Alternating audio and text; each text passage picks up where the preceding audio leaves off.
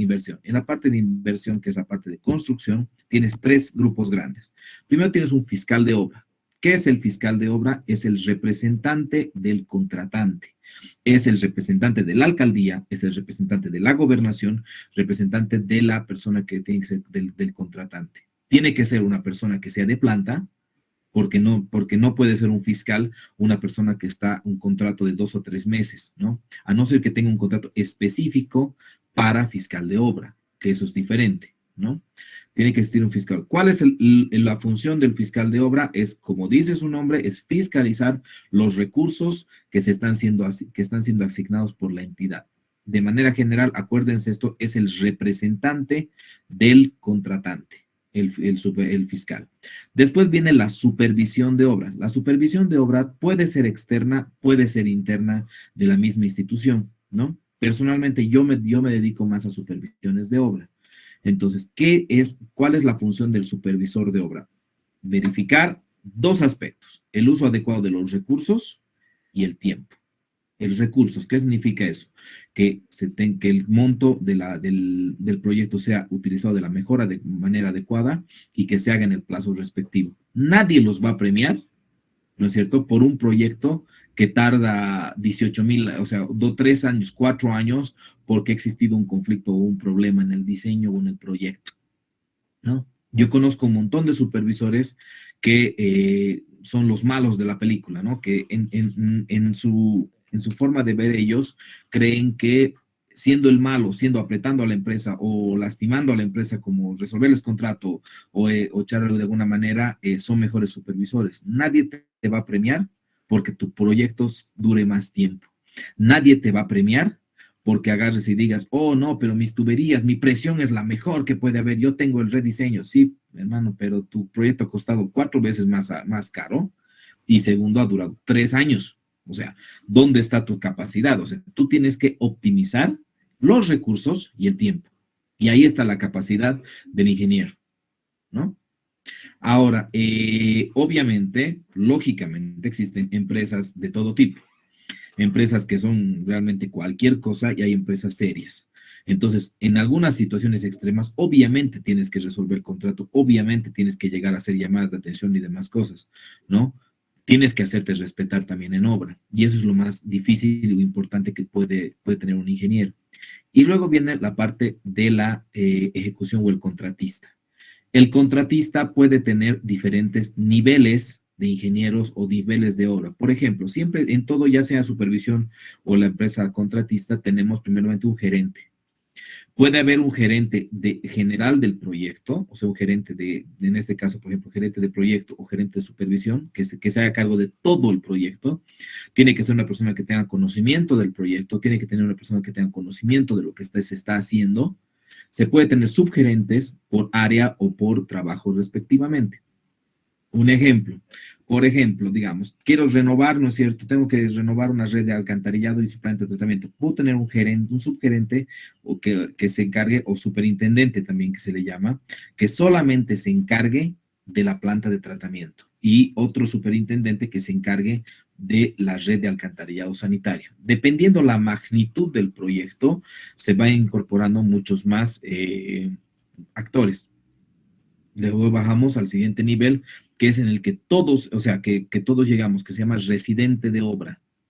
El residente de supervisión o residente de obra, ya sea de la supervisión de la empresa, es, como dice su nombre, es la persona que reside en el proyecto. ¿Qué significa eso? Comes en el proyecto, vives en el proyecto, duermes en el proyecto, te sueñas con el proyecto, estás todo el momento con el proyecto. O sea, es el que tiene que saber, es el que tiene que, cuando le digas, a ver, ¿dónde estaba el ramal 27 en la progresiva 24 más 700? Tiene que ser, es la calle, ¿no es cierto?, San Martín, entre 25, entre Bolívar y Sucre. O sea, es la persona que tiene que saber todo en lo que significa el proyecto. Los gerentes tienen que saber también, pero el que tiene que saber a detalle qué ocurre. Sabes que ahí estaban con una retro, ¿no es cierto?, una gallinita de 40 centímetros, 80 centímetros de ancho, todo eso tiene que saber el residente. El residente tiene que controlar el proyecto.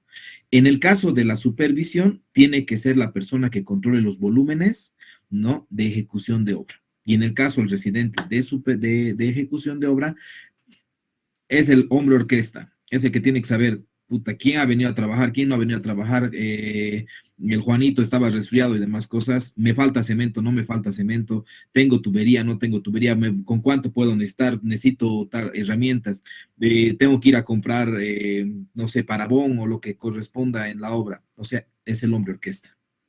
Y así empezamos todos. Ahora, en proyectos muy grandes también empezamos con el ingeniero de apoyo. El ingeniero de apoyo somos todos hemos empezado como el cachamán, el que va a traer los refrescos, el que tiene que medir, el que se tiene que subir encima ¿qué se llama esto? De la cubierta, o en el caso de proyectos de alcantarillado y agua, es el que va a entrar dentro de la zanja a medir, ¿no es cierto?, todas las situaciones. Y es normal y es importante que en algún momento de la vida, en cualquier proyecto, tengan la posibilidad de entrar en cualquiera de estas etapas. Entrar en todas las etapas es lo mejor para que lleguen a ser gerentes adecuadamente, porque van a tener conocimiento de todo lo que se hace y por qué se hace.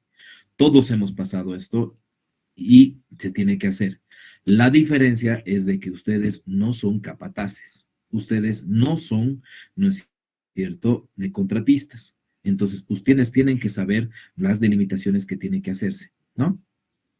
Hasta ahí, entrando, digamos, ya en materia, vamos a empezar a ver ahora lo que tiene que ver con nuestro proyecto. Voy a publicar un cachito. A ver, me van a decir si se llega a ver o no se llega a ver.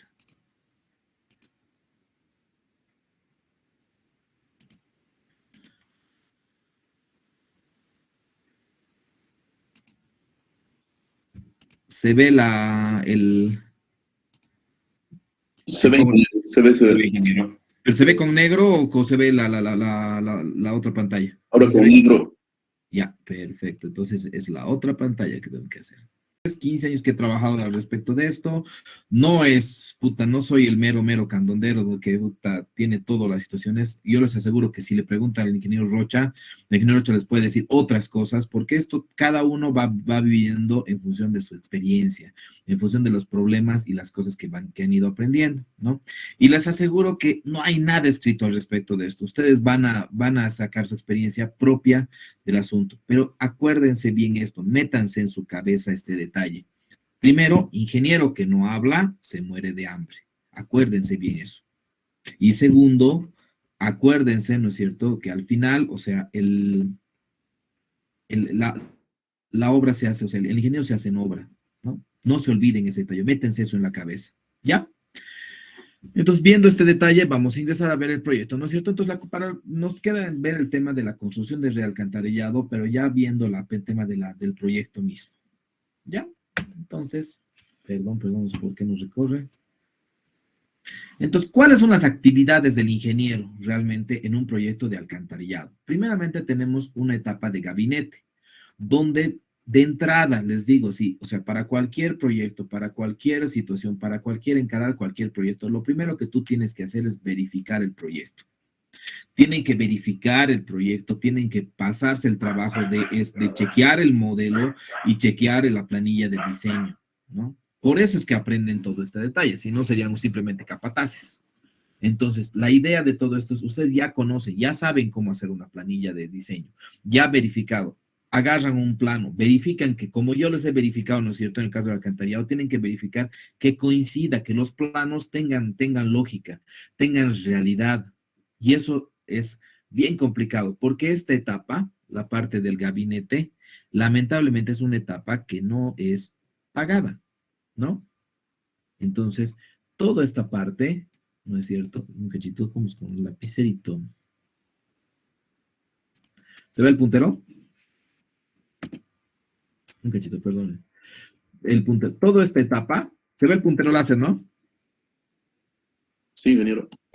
Sí, toda esta etapa es una etapa que no es cancelada, no es pagada, no es vista realmente, pero es la clave para que un proyecto te funcione adecuadamente, ¿no? Tienes, la verdad, en la mayoría de los proyectos tienes 10 días para verificar el diseño, ¿no es cierto? Y hacer toda esta parte que es el inicio del proyecto.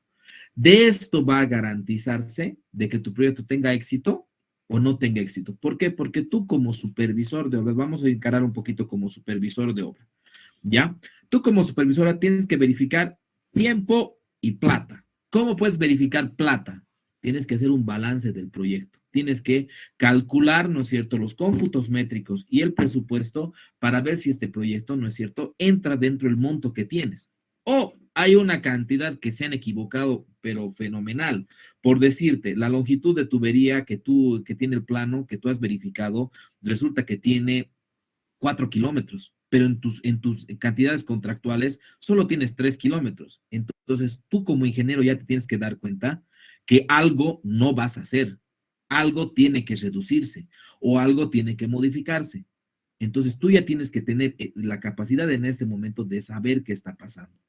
Una vez que, digamos, verificas, ¿no es cierto?, ese detalle, o si no, también el otro detalle, o sea, pero si tienes 18 kilómetros y tienes 2 meses de ejecución, ni aunque vengas, pucha, nadie te lo va a llegar a construir, ¿no? Ni aunque le metas 18,000 ahí obreros, ¿no?, de cabeza con cabeza, 3 tiempos y demás cosas, vas a llegar, porque ustedes han llevado, ¿no es cierto?, en sistemas de ingeniería, que hay un tiempo más, o sea, una ruta crítica que no se puede modificar, ¿no es cierto? Que aunque metas más personal, ahora se van a empezar a dar cabeza con cabeza y el trabajo no es óptimo. Entonces, aquí es el trabajo del ingeniero. Una vez que ya has verificado, ¿no es cierto?, tu diseño, has hecho el balance, tienes que rediseñar tu proyecto. 99, no, 100% de los proyectos en los cuales yo he trabajado, ninguno se ha construido tal cual me han pasado. ¿Por qué?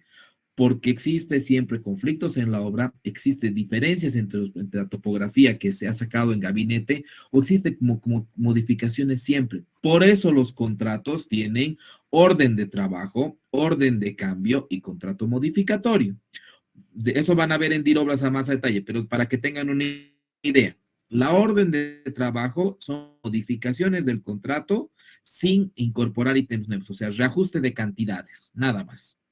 Orden de cambio es cuando incorporas, ¿no es cierto?, modificas cantidades y además de eso vas a modificar o plazo o monto, ¿no? Hasta un 5%. Y el contrato modificatorio es cuando ya estás cambiando ciertas partes del proyecto, estás incorporando ítems nuevos que no tenías y tienes que ampliar plazo más del 5 o el 10% de plazo o de monto, ¿no? Entonces, para que tengan una idea, todo ese detalle tú como ingeniero residente ya tienes que saber aquí. Antes de iniciar, antes de ir al lugar, ya tienes que saber ese detalle. Si vas a necesitar un orden de cambio, un orden de contrato modificatorio, ¿qué es lo que va a pasar? Esa es tu responsabilidad, ¿no? Los ingenieros que agarran, digamos, el proyecto en sí y escuchas esta famosa frase y les aseguro que van a escuchar, pero así está pues, el diseño, así me han pasado. No, señor, usted aquí peca por acción u omisión. Usted está pasando 5 años en la universidad para aprender justamente a optimizar los diseños, a optimizar los trabajos, a ser un buen gerente de proyecto, a ser un buen residente de proyecto. Entonces, es aquí donde tienen que tener mucho cuidado. En otras palabras, lo que han aprendido hasta este momento es esto. Ustedes ya están capacitados ahorita, obviamente ahorita les falta experiencia en campo, todo lo que quieran, pero ustedes ya pueden hacer esto. Saben sacar planos, saben sacar cómputos, saben ustedes hacer las planillas, entonces ya podrían verificar el gabinete. ¿Está claro esto? Porque métanse en la cabeza de que en algún momento van a necesitar hacerlo. ¿Estamos? Sí, Después venimos en la parte de la obra. La construcción de la obra de un alcantarillado prácticamente es lo siguiente. Son las redes de colectores, que aquí podemos incorporar también las acometidas, ¿no ve? Y las cámaras de inspección, ¿no? Entonces voy a ir mostrándoles algunos tips en el tema de cómo se va construyendo. Tienen que ser lógicamente este detalle, ¿no ve? Primera cosa que se hace es el replanteo. Después va la excavación, atendemos la cama de arena, viene la tubería, hacemos una prueba hidráulica, se tapa, y listo, y vamos a otro tramo, ¿no ve? Más o menos de esa manera es la situación. Y donde hay cruce de tuberías, se hacen las cámaras de inspección, ¿no ve? Entonces, el primer trabajo de gabinete, tienen que lograr verificar, esto es un tema de que tienen que recorrer, no hay verificación del prediseño, ¿no es cierto?, por Google Earth, así les digo, o sea, no ni el Google Maps, ni ninguna, ni por dron se puede hacer esas cosas. Tienen que caminar el proyecto, camínenlo, vayan aunque sea en movilidad, pero tienen que recorrerlo. ¿Por qué? Porque si no, no van a tener idea de lo que están haciendo. Una vez que se tiene eso, hay que verificar, ¿no es cierto?, las cosas que se tiene, hay que ver cómo se puede realizar. y tienen que pasarlo a la computadora. Prácticamente ese es el trabajo que van a hacer. Y les aseguro un detalle, o sea, los proyectos son dinámicos. No es que el primer diseño que has hecho en el gabinete al primer rato va a ser el final que se va a construir. Van a tener problemas, van a tener conflictos y tiene que ser usted su capacidad de poder solucionar. A ustedes los están contratando para solucionar problemas, no para causarlos. Entonces, ustedes tienen que tener la capacidad de solucionar los problemas que se tiene, ¿no? Ahora, si hay un tema social, hay un tema que sale de un tema de un proyecto, o sea, por decirles, o sea, viene el señor presidente y dice, este proyecto no va, y ya, eso está fuera de lugar. Pero en la capacidad que está del ingeniero tiene que solucionar problemas. ¿Estamos? Lo primero que tiene que hacer es el replanteo, ¿no? El replanteo no, es el trazado de toda la línea en función a los planos establecidos.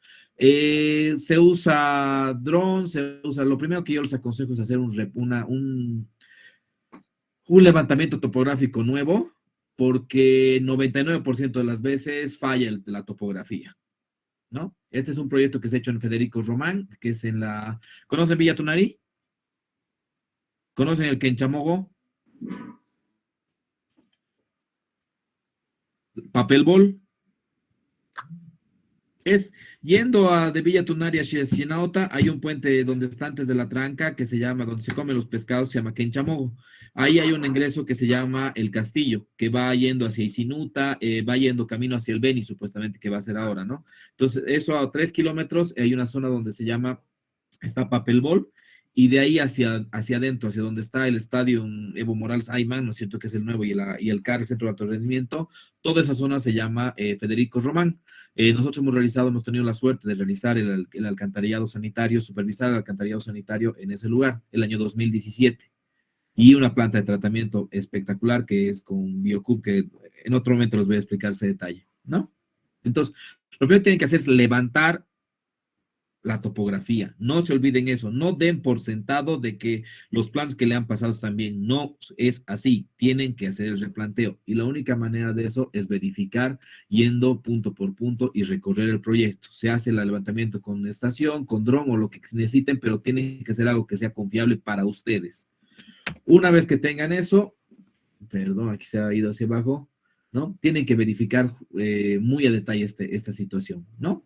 Entonces, una vez que replanteamos, tienen que marcar puntos de referencia, ¿no? Entonces, ¿qué tienen que ver en este detalle? Hacer una verificación del trazado y verificación de la pendiente natural del terreno, ¿no? ¿Por qué? Porque los alcantarillados funcionan a tubería, o sea, como canal abierto, a diferencia de las tuberías de agua potable que funcionan a tubería llena, ¿no ve? A presión interna. Dato importante y la gran diferencia entre agua y alcantarillado. ¿Estamos? Una vez que tengamos eso, hay que realizar la excavación, ¿no? Hay que trazar, se tiene que hacer el trazado de la línea por donde va a ir, ¿no? Y aquí es donde vamos a encontrar los 1001 problemas, ¿no? La excavación se puede realizar con maquinaria o se puede realizar a mano. Hay que ser demasiado rasca o, ¿cómo se puede decir? Demasiado explotador para todavía en algunos lugares, o sea, en lugares abiertos donde puedes llevar una máquina, hacerlo excavar a mano. Pero hay lugares, por ejemplo, en las laderas, en el altiplano, en lugares muy altos donde no hay ingreso para entrar con maquinaria. Y ahí no te queda otra de hacerlo a mano, ¿no? Entonces, en ese detalle tienes que verificar justamente el ancho. Entonces, esa es la excavación de la línea de la red de alcantarillado y también tienes que verificar la excavación donde van a ser las cámaras, ¿no? Que tiene que hacer en función del replanteo, ¿no? No se olviden que solo se paga lo que dice la norma. O sea, si se fijan aquí, la excavación se hace mucho más ancha de lo que realmente está, ¿no? O sea, el ancho de zanja, si no me equivoco, es 80 centímetros, 60 centímetros, 1 metro, dependiendo del diámetro, ¿no ve? Y está normado en el NB 688. Y ustedes cuando hagan sus planillas de pago, es ese ancho. Pero en obra, no es así. Tú tienes que hacer esto como talud inclinado para que no se te caiga, ¿no? Entonces vas a tener mayor cantidad de excavación. Esa diferencia tienes que tomarla en cuenta en tu análisis de precios unitario, en tus rendimientos, para que luego eso no sea, para que sea pagado, ¿no? Nosotros como supervisor no realizamos el análisis de precio unitario. Aquí para esta etapa ustedes ya han venido con un presupuesto hecho, ¿no? Lo primero que se debe tender es la cama de arena, que si se fijan aquí, se va tendiendo, ¿no es cierto?, de esta manera en función del ancho de zanja. En el caso del chapare, cuando el suelo es arcilloso, nos permite hacer de esta manera, ¿no? Nos permite tender una cama, material que tiene que ser granulometría adecuada, ¿no? No se olviden que ustedes tienen que verificar antes de traer la cama de arena, el contratista tiene que traerles el ensayo de granulometría que me diga, señor, esto no tiene piedras y esto realmente corresponde a una cama, ¿ya? ¿Qué es la cama de arena? Nada más también es el material de excavación que lo va cerniendo en el lugar, ¿no ven? ¿Ya? Entonces tienen que ir recorriendo en función de eso, ¿no? Ahora, ya tiene que empezar el tendido. Después de colocar la cama de arena, empezamos con el tendido de tubería. En este caso yo he utilizado una tubería de PVC SDR41, si no me equivoco, ¿no? Entonces, ¿qué es lo que tienen que hacer? Aquí es un tip importante. Ustedes tienen que agarrar, si notan, aquí hay un hilo que nos permite la pendiente verificar. O sea, este es un terreno nivelado. Entonces, el supervisor tiene que ir controlando, va cada ciertos metros, cada 20 metros, cada, no sé, una distancia respectiva, ir controlando que la tubería, ¿no?, tenga la pendiente que corresponde. Porque el terreno puede ser irregular y puede ser que no nos podemos basar en eso. Nosotros tenemos que tener la certeza que la tubería está yendo por la pendiente que queremos que vaya. Caso contrario, no va a funcionar nuestro alcantarillado sanitario. Aquí tenemos que verificar, además, este es un detalle importante, cada tubería que vaya a ingresar al proyecto se tiene que verificar que sea de las características que dice la especificación técnica. Hay un mundo de tuberías, hay un mundo de fabricantes, ¿no? Y hay diferentes formas. Hay tubos chinos, hay tubos nacionales, hay tubos hechos normados, etcétera, etcétera. Es tu responsabilidad como ingeniero que puedas verificar que la tubería que estás ingresando cumpla las características que te pide el pliego de especificaciones técnicas. ¿Está claro eso? ¿Sí? Continuamos. Una vez que tengan ya la tubería, han verificado que la pendiente está, tienen que ir colocándole estos morros para que pueda establecerla, que no se mueva la tubería. En las uniones, sobre todo para que no se vayan desprendiendo, ¿no?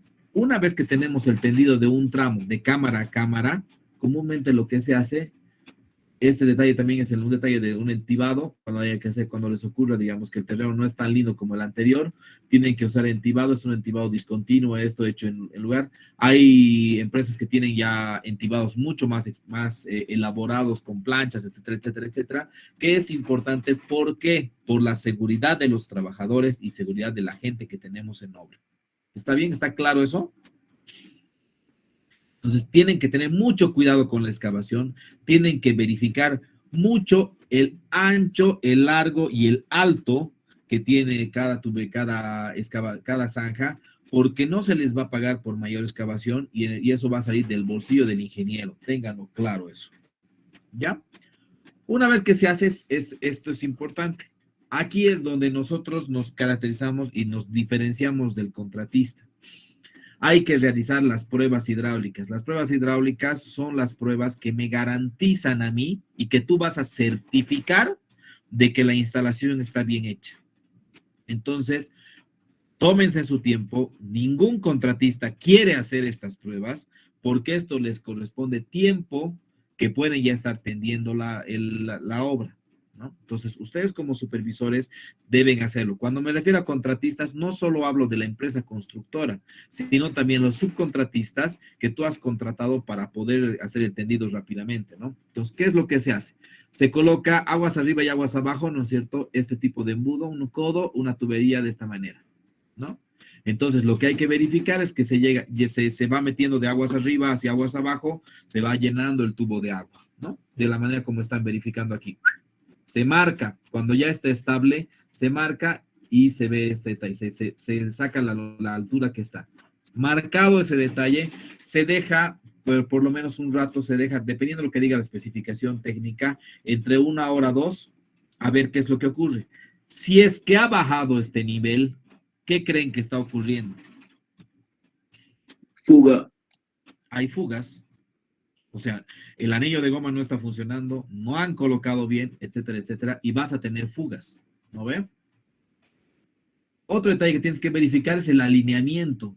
El alineamiento se verifica de la siguiente manera. Una vez que ya antes de colocar el agua, lo sacas el agua y haces con un espejo, ¿no? En un punto. Entonces, el espejo te va a sacar de esta manera.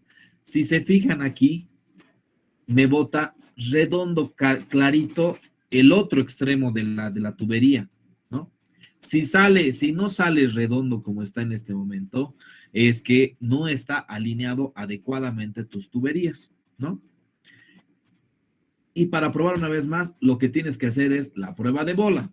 La prueba de bola es lanzar una bola metálica de ciertas características, cierto peso, aguas arriba, que debe llegar hasta el otro extremo, ¿no?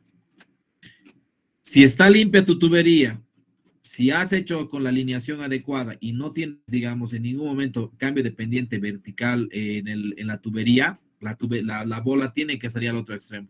Así de claro. Una prueba que esto también les va a hacer, va a haber ingenieros que les van a decir, haremos la prueba de humo, ¿ya? La prueba de humo es la siguiente. Tú colocas en aguas abajo, haces fuego y haces que humee, ¿no es cierto? Y entre humo dentro de la tubería, ¿ya?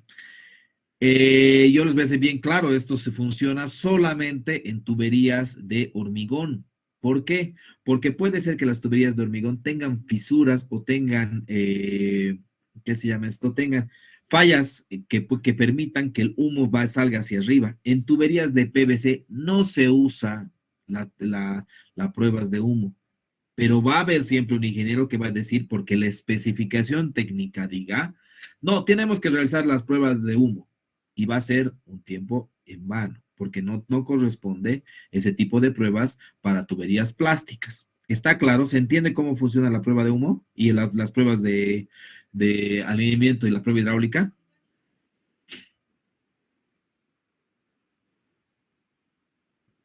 ¿Se entiende? Sí, ingeniero. Sí, Porque van a ingeniero. trabajar harto con esto.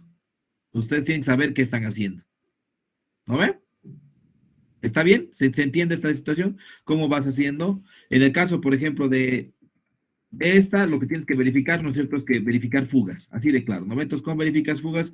Arriba y abajo colocas agua, llegas el nivel. No es necesario que se presurice. Si se han fijado, en este caso no está presurizado, ¿no? Como en el caso de agua potable, ¿no? No corresponde porque no funciona a presión la tubería del alcantarillado. Lo que tienes que verificar es que haya fugas de esta manera. Y en el caso del alineamiento, en la prueba de los espejos, con un espejo al otro extremo, ¿no? Para verificar que el alineamiento sea adecuado y probando con la bola metálica. ¿Está claro? Una vez que hemos verificado este detalle, tú le apruebas al contratista, continúe el trabajo, pero muchas veces esto tarda. O sea, aquí es la gran pelea que van a tener ustedes como constructores versus supervisión, porque esto toma su tiempo, si se dan cuenta, ya un día se ha tardado, ¿no ve? Entonces va a agarrar el contratista, no, pero ya podría estar yo metiéndole 600 metros, que no sé qué, que no sé cuántos. Tienen que hacer esas pruebas porque es la garantía de que su trabajo ha sido realizado, ¿no? Entonces, y se hace eso con un acta que tienen que ustedes verificar. Una vez que ya han dicho muy bien, funciona, tienen que empezar a rellenar y compactar. Se va haciendo por capas, ¿no? Con la reto se va botando y también manualmente, y la persona tiene que ir recorriendo, ¿no es cierto?, por capas el tema del material. No se olviden que hay dos tipos de material sin relleno, uno que es material seleccionado y otro es material directo. O sea, ¿qué significa eso? El material seleccionado no tiene que tener piedras y cumple unas ciertas características granulométricas que tiene que cumplir. Eso lo haces con laboratorio, ¿no es cierto? Que tienes que venir y tienes que certificarte de que el material es en función de lo que diga. pero la verdad en muchos lugares no tienes laboratorio para sacar rápidamente eso. Entonces lo que tienes que hacer tiene que ser material cernido, que no tenga piedras grandes que puedan dañar la tubería, porque si cae una piedra aquí, ¿no es cierto? Estaca, vamos a pasar con la compactadora, llámese saltarina o llámese, ¿cómo se llama esto? De rodillo, y lo que va a pasar es que va a hacer una carga puntual en la tubería que la va a partir, la va a romper. Entonces, nosotros no queremos eso, por eso tienen que tener mucho cuidado con el relleno y compactado. La clave de cualquier proyecto de alcantarillado y agua potable en zanja abierta es el relleno y compactado. Aquí está la situación. El contratista va a correr, le va a querer meter desde arriba, no sea con el material, 2 pasadas y listo, siguiente tramo. Pero no, ustedes tienen que verificar que sea un trabajo adecuado.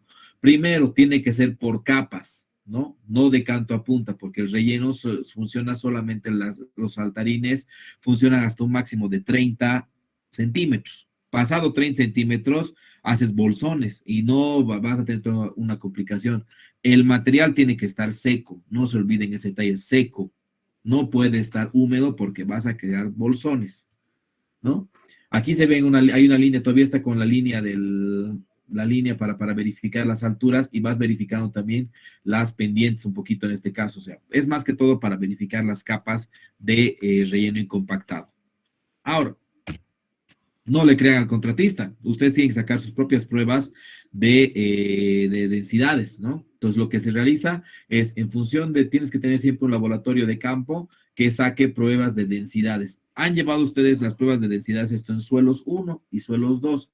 Lo que tiene que verificarse es justamente el grado de densidad en función al Proctor o Proctor modificado dependiendo lo que pida la especificación técnica. Nosotros como ingeniero, tú digamos, no eres geotecnista, no tienes idea de cómo hacer ese detalle. Tú has contratado un geotecnista para que te verifique esos detalles. Entonces, ¿qué es lo que haces? Tú tienes que verificar. Primero haces un Proctor modificado o Proctor clásico, ¿no es cierto? En función al laboratorio y te va a sacar unas características, ¿no? Entonces, esa es tu base con el cual vas a comparar. Ese se va a sacar en función al terreno natural y a las condiciones naturales a las que estás basándote. Cuando hagamos esto, el Proctor, cuando hagamos pruebas de densidades, se verifica un hueco, se saca el material, se pesa, esto se pesa, digamos, se pesa en húmedo y en seco y se saca cuánto es la densidad respectivamente de excavación y se compara con el original. Entonces te va a salir un grado de compactación. Un grado de compactación adecuado, a mi criterio, tendría que ser arriba del 95%, ¿no? Hay gente que te dice, no, pero con 85 funciona. 85 te está diciendo de que tienes vacíos. Y cuando pase la movilidad, se va a empezar a compactar y se va a empezar a asentar ese terreno. Entonces, usen compactaciones arriba del 95%. Pero al final de cuentas, eso en obra no depende de vos, depende de la especificación técnica con la que viene el proyecto. Si me preguntan a mí, usen arriba del 95%. ¿Está bien? Y tienen que verificar eso en tramos respectivamente. O sea, si no me equivoco, es cada 30 metros, cada 100 metros, cada 50 metros, dependiendo la longitud que se tiene de tendido, ¿no? Entonces, hay que verificar y es importante que se vea esa verificación. No cumple, el contratista tiene que mover la tierra, sacar y volver a compactar, ¿no? Porque después, si no hacemos esto, es lo que ocurre con asentamientos y hundimientos en las calles, que es normal, y ustedes, eso no debería ser normal, pero ustedes han visto en todo lado en la ciudad y en diferentes lugares. ¿Está claro eso? Una vez que tenemos el relleno listo, ya hemos tendido la línea de la red de colectores. Está terminada. Hemos logrado lograr ese detalle, ¿no? Entonces, ¿qué nos queda? Hacer la construcción de cámaras. Para la construcción de cámaras, lo primero que tenemos que hacer es tender piedra abajo para poder hacer la cámara misma y poder tener un apoyo, ¿no? Entonces, si se fijan, todo está en función del alineamiento de las tuberías. Aquí está una tubería, aquí está otra tubería, que me imagino que debe continuar. tienen que basarse en función de lo que dicen los planos. Una vez que tienen eso, lo primero que tienen que verificar ustedes, y es importante que verifiquen como ingenieros, es justamente esto, que la cuneta, la cuña que va quedando, cumpla lo que está en el plano, lo que ustedes necesitan. Van a tener, por ejemplo, en este caso son dos, ¿no ve? Tendríamos que tener una Y aquí, ¿no? Ángulos rectos no funcionan, ¿no es cierto? Entonces tiene que darle un chanfleado aquí para que pueda el alcantarillado para ir en función del flujo al cual estamos yendo, ¿no? Es importante eso porque si no van a tener conflictos en el uso de las cámaras. Este punto es clave y aquí ustedes tienen que estar presentes y verificar en el plano cómo se tiene que hacer. En este caso, estas cámaras que les voy a mostrar fueron cámaras hechas en situ, ¿no? Las demás se utilizan anillas o prefabricadas, pero este punto, estas dos partes, sí o sí las hacen a mano. ¿Por qué? Porque tienes que hacerla en función de los planos, ¿no? Una vez que se tiene eso, lo primero que es vacías, ya tienes esa parte, vas colocando, vas armándote, ¿no? Las anillas. Entonces las anillas van funcionando, se va colocando en la armadura que corresponde dependiendo de los planos, ¿no? Y se va colocando en función a los moldes. Es de esta manera, ¿no ves? Se va a colocar una capa de hormigón, ya han visto el fierro y se va colocando los encofrados para que tengamos respectivamente, para que no haya ningún tipo de problema. ¿Qué tienen que verificar? Que no patepse el encofrado, ¿no? Porque esto, o sea, te va a entrar más mezcla o va a salir chueco. Entonces tienen que verificar de que los apoyos del encofrado sean los adecuados para que no les patee, porque la mezcla es pesada. Yo he visto cámaras que se han abierto y chao el hormigón. Peor si, digamos, tienen hormigón premezclado y demás, no les sirve. En el caso de las cámaras prefabricadas, imagínense que este molde es prácticamente una anilla que ya llega. Entonces van montando una por una y se va hermetizando justamente las juntas, porque tienen que ser herméticas, no tiene que ingresar ni salir agua de ese punto, ¿no? Una vez que tienen eso, hay que vaciar. Entonces, en este momento es un vaciado, ¿no es cierto?, con mezcladora, ¿no? Entonces, lo que se hace es, se va vaciando, ¿no es cierto?, en función por carretilla y de poquito en poquito, porque si le tiras de golpe, se va a segregar, ¿no es cierto?, la mezcla y te vas a ir con extremas crejeras y por ende fisuras y por ende va a ingresar agua o va a salir agua y no es lo que queremos, ¿no ve? Una vez que tiene eso, colocamos el brocal y colocamos ¿qué se llama este? Es el cono, ¿no? Es en función para ver lo que tiene que ver en función de la obra, ¿no? Aquí está el cono y aquí está el brocal con su tapa, ¿no?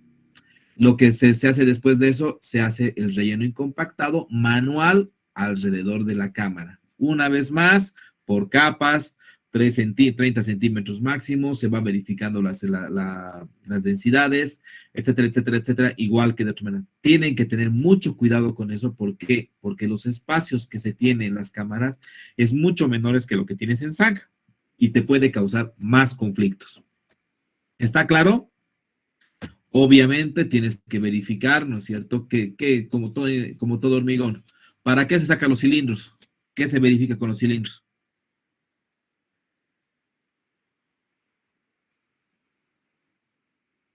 Correcto. Entonces tenemos que verificar en función de lo que corresponde, lo que nos diga la especificación técnica. Pueden ser cámaras de 180, 210, 250, dependiendo el lugar. En lugares de alto tráfico, yo les aconsejo, aunque diga que dice la especificación técnica que sea 180, no, usen o prefabricadas o usen realmente con una resistencia de 250, 210 mínimo. ¿Por qué? Porque la carga que tienen los camiones lo van a partir sus cámaras, las van a partir, así de claro, ¿ya?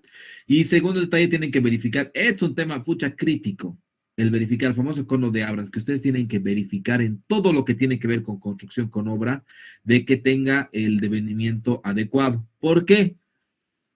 A ver, fíjense, si se fijan, son espacios muy delgados, ¿no ve? O sea, muy complicados para ingresar la mezcla. Entonces, el albaco lo que agarra, le tira lo más aguado posible para que le entre como chorrito aquí lindo, ¿no? Pero ¿qué ha pasado? Se te ha ido a la miércoles tu resistencia y segundo, vas a llegar a segregar porque van a lanzar de aquí arriba y abajo se va a ir la grava y arriba te va a quedar pura arena. Entonces tienes que verificar sí o sí que tu consistencia con el cono de Abraham sea lo adecuado, sea lo que corresponde, ¿no? No lo hacen, van a tener una serie de complicaciones y van a tener una serie de problemas, ¿no? Entonces, eso es lo que tienen que tener en cuenta para poder verificar todas las situaciones. Una vez que tengan, verifican la resistencia y se tiene todo lo adecuado para que el proyecto sea correctamente. Entonces, ¿qué es el fin de obra? Van a tener directamente ya su plaqueta bien establecida, va a haber el ayacu respectivo, va a venir la obra, les van a colar guirnaldas, pero lo que más les importa a ustedes, se va a firmar el acta de recepción provisional o definitiva del proyecto, que eso es lo que a ustedes les interesa como experiencia, que es el único documento que les sirve a ustedes para garantizar que ustedes han realizado y han sido parte de este proyecto. Ustedes tienen que firmar el acta para tener ese detalle. Pero la firma del acta no es solamente para ganar experiencia, sino también estás diciendo que tú has sido responsable del proyecto, ¿no? Y algún consejito que les voy a dar así importante es el siguiente. No se olviden nunca que siempre hay alguien que quiere que te equivoques, ¿ya? Me van a disculpar esta frase, voy a ser un poco ordinario, ¿ya? Siempre hay un hijo de puta detrás. Y eso acuérdense bien, métanse bien en la cabeza. O sea, ¿qué significa eso? Siempre va a haber alguien, llámese supervisor, llámese ingeniero, llámese contratista, que quiere que te equivoques, que están buscando o que cometas un error, que te equivoques en alguna situación. ¿Para qué? O para extorsionarte o porque tienes algún problema o alguna situación. Acuérdense siempre de eso. Y cuando tengan que hacer la parte del trabajo, tienen que realizar un trabajo consciente. ¿No? Porque mañana, ¿no es cierto? Lo peor es que después de esto, o sea, las obras, ahora con la Marcelo Quiroga Santa Cruz, no expiran. O sea, te van a llamar de aquí a 50 años o 25 años de un proyecto que has realizado. Y si tú no tienes la certeza de que has hecho adecuadamente ese proyecto, vas a tener complicaciones y vas a estar con miedo, ¿no? En cambio, si tú has realizado las pruebas respectivamente como corresponde, tienes los respaldos, intenten guardar los respaldos en digital, no vas a tener problemas después. Porque acuérdense lo siguiente, los municipios nadie guarda la información que le das. Después siempre te van a llamar, ¿no? Entonces, es eso lo que quería mostrar el día de hoy. ¿Qué les parece? ¿Qué duda? ¿Qué pregunta? ¿Qué situación han visto? Dale, Farid. Muy buenas palabras las que ha dicho. ¿Cuáles? ¿Las del último? Que siempre hay uno que quiere tardear todo. Siempre hay, o sea, lamentablemente nosotros trabajamos con el Estado. O sea, Estado no me refiero solamente a que eres funcionario público, sino la verdad 99% de nuestros proyectos van a ser para el Estado o con el Estado. Entonces las leyes son demasiado críticas, ¿no? Entonces tengan cuidado y ustedes como ingenieros ya van a tener problemas con otras instancias como ser impuestos, AFPs y demás cosas para que tengan un problema con Contraloría, ¿no? Hay que ver el tema de fiscalizaciones, de eso es un tema complicado, pero que se puede salir. La cosa es tener la información que has tomado en cuenta, los criterios que has tomado en cuenta, ¿no? Para que no tengan problemas y puedan realizar el trabajo adecuadamente. Esta es mi experiencia, esta es la manera con la cual yo verifico para ver. Un detalle importante también es, tienen que tener un cronograma. Les voy a mostrar unas planillas. A ver un cachito. Se ve mi pantalla, ¿no es cierto?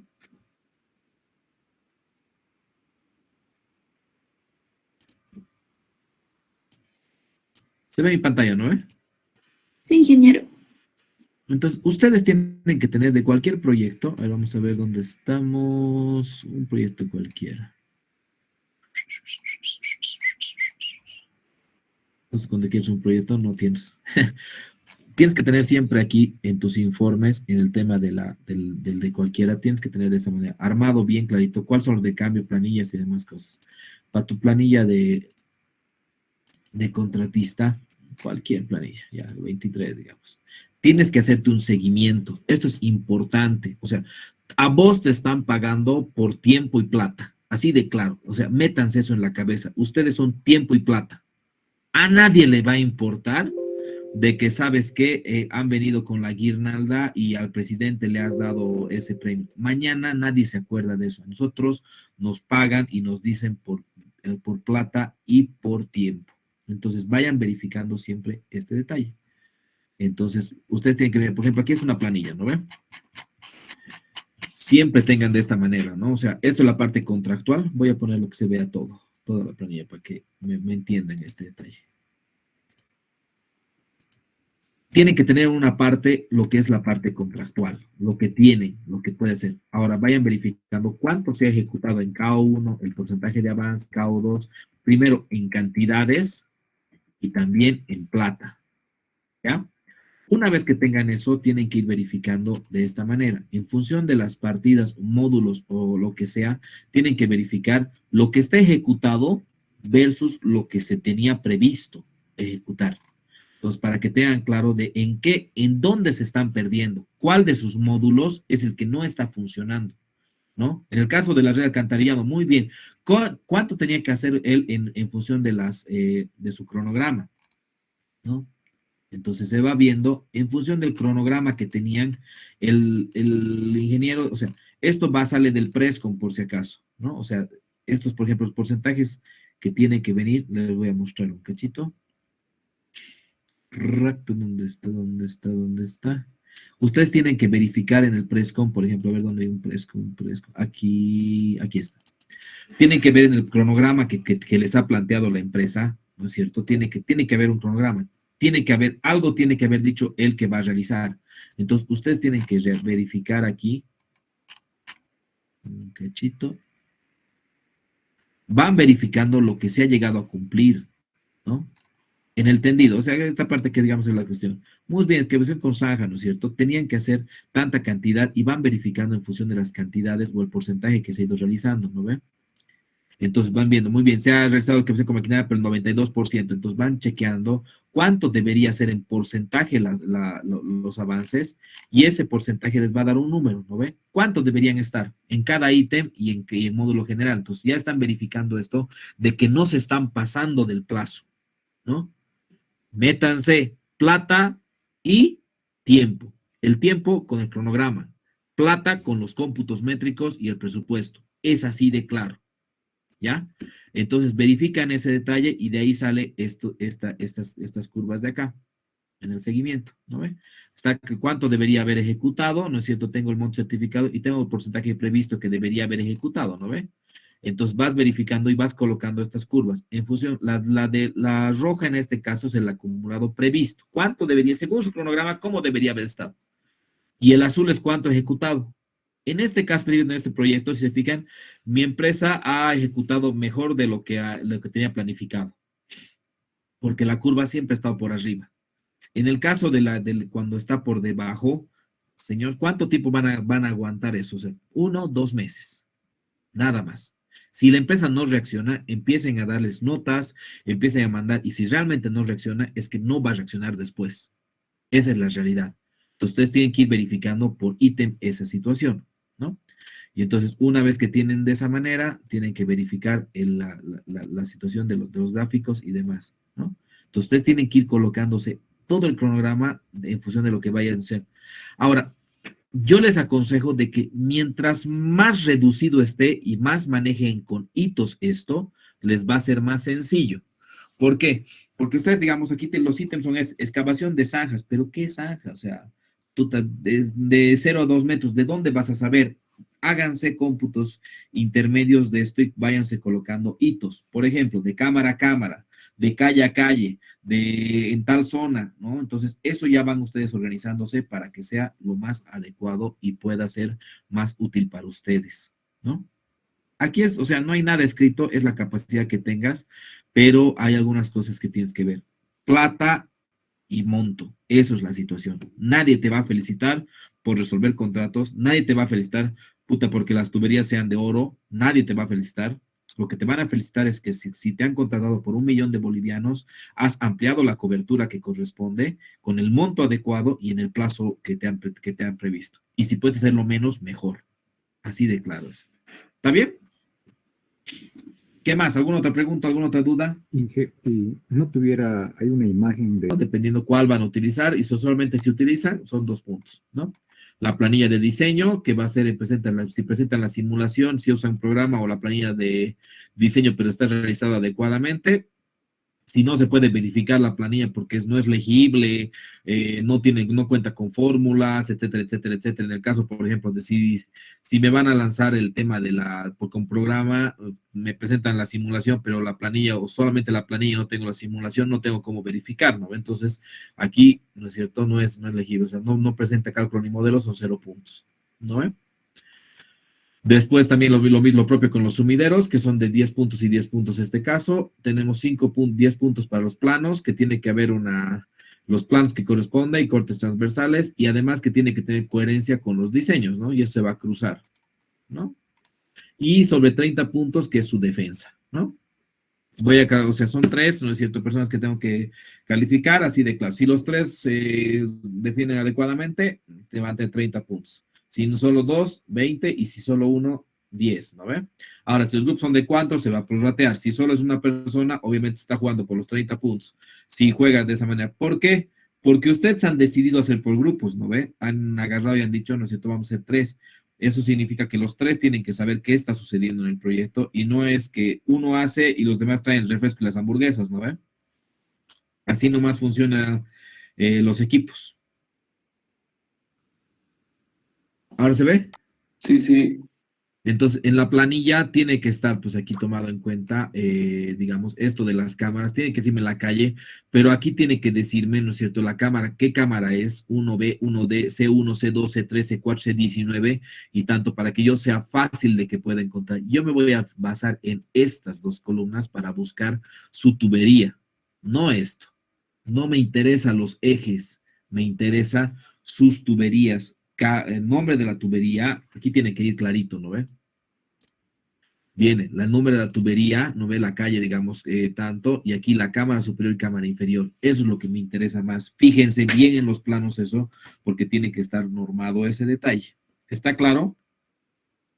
Porque la típica es que era la J prima entre K 2 prima, y estaban buscando. No, tiene que ser claro. O sea, por eso se coloca cámaras para que yo busque, ¿no es cierto? La cámara 18 y la cámara 27. Entonces, plin, plin, y voy chequeando de esa manera. ¿Está claro y entendible ese detalle? ¿Está definido? Gracias, Inge. Perfecto. ¿Qué más? Inge, ¿Alguna duda, alguna pregunta más, Miguel? Inge, ¿y no podríamos hacer un pequeño tramo con usted, con el programita con el Ciber? Perfecto. Para mañana lo podemos chequear ese detalle. Te podemos hacer un tramo con el Seaware y podemos hacer un tramo con el Swim para que tengan los dos conocimientos. Por favor, Inge, con Ajá. eso, la configuración más que todo, a veces nos equivocamos. Ah, pero les he mandado uno justamente, ya sé a qué te refieres. Justo para eso, porque es medio complicadito ese detalle, ¿no ve? Justo para ese detalle, les he mandado este. Aquí hay este video, en 5 pasos. Y en el caso, lo mismo en el caso del swim. Ya sé a qué te refieres, o sea, ¿con dónde voy a colocar la pendiente, los datos iniciales, ¿no ve? Sí, Inge. Exacto. Mañana lo podemos chequear, pero de todas maneras este video les puede servir harto para ver en el caso del CyberCAD. El CyberGem y el CyberCAD manejan de la misma manera, o sea, no es mucha complicación. ¿Estamos? Está bien, Inge. Perfecto. Hoy día estamos terminando en hora, ¿no?